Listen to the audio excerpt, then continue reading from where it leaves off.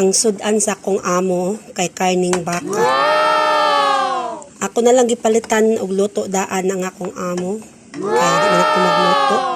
So 150 jud ni siya ang serve. So ako na lang ni siya ang gipang hiwa ni siya no kaning iyang unod nya. Ako na lang po siyang giinit kay aron init pud ang pagkaon sa akong amo.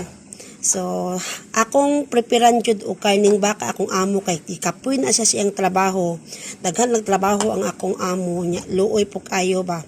So mao na siya nga pakanon pud panagsa og karning baka. So enjoy sa imong pagkaon, boss. Kay ikaw ra bagay na ning kamot siging kayo din ha, boss. Ako kay tagaluto lang ang taon ko nimo, boss. Mao na ako ang ipakaon sa imong boss. So enjoy jud, boss, sa imong paniud to. Di ba? Mabusog jud ka ani, boss. Sure jud ko nga di ka magmahay sa imong sudan, boss. So enjoy.